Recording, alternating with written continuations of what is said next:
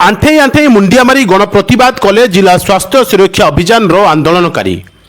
जगतसिंहपुर जिले में दीर्घ 10 मासर ऊर्ध्व हेब मेडिकल कॉलेज प्रतिष्ठा दाबी एवं पल्ली स्वास्थ्य केन्द्र को कटक स्थानांतरित न करने उद्देश्य जगतसिंहपुर जिला स्वास्थ्य सुरक्षा अभियान पक्षर विभिन्न समय विभिन्न प्रकार दाबी को नहीं आंदोलन कर आसुछंती। सरकार यहाकू कर्णपात करू नथिबा बेले आज मध्य जिला स्वास्थ्य सुरक्षा अभियान पक्षर यह अभिनव आंदोलन देखा मिली, जहाँकि स्थानीय थाना छकठारू आंदोलनकारी माने आंठे आंठे मुंडिया मारी ठिया होई नमस्कार करी जिलापाल कार्यालय पर्यंत जाइथिले।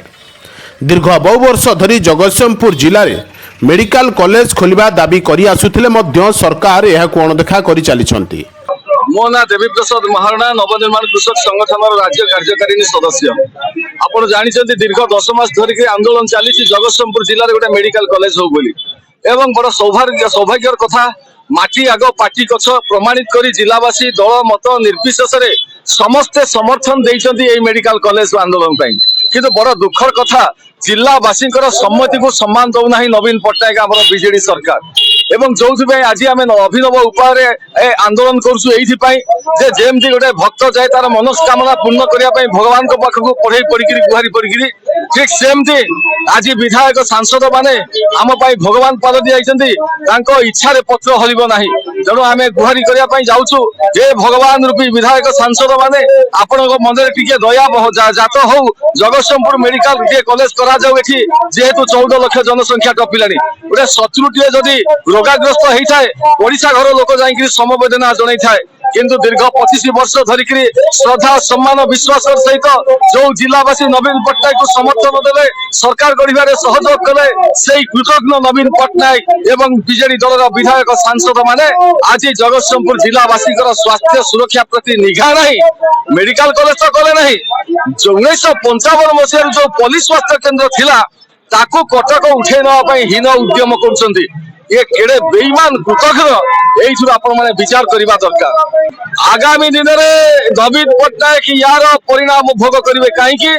ना जिलावासी समर्थन अच्छी दल मत निर्विशेष जदि मेडिकल कॉलेज न हुए बीजेडी विरुद्ध रे भोट जीव।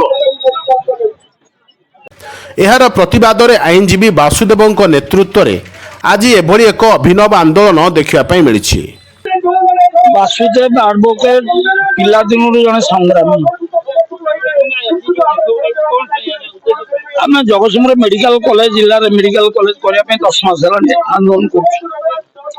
सरकार शुणिले आम लोक प्रतिनिधि मान सरकारी दल से किसी उद्यम कले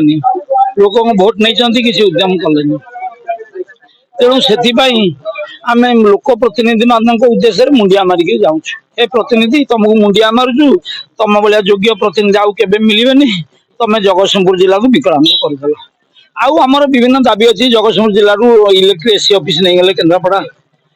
पोस्टाल एसपी ऑफिस केन्द्रापड़ा को आम अलग कर केन्द्रापड़ा गोटे पोस्टाल एसपी ऑफिस कले आमको कटक सांगे सामिल करदे।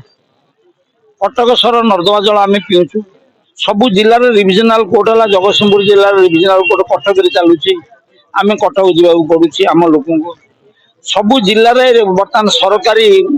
डिग्री कॉलेज इंजीनियरिंग कॉलेज है गोटे गोटे जिले 4-5टा है कि आम जिले है एवं जो कटक सहर नर्दमा जलटा आम जगतसिंहवासी पीऊँ जगतसिंहपुर थाना जोटा सदर हेडक्वार्टर अच्छी थाना गोटे गली की उठे ना उद्यम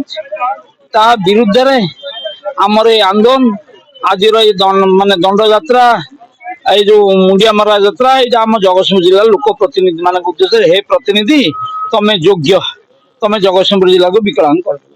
आउरी मध्य एक अघटन देखा मिलता आंदोलनकारी मानक मध्य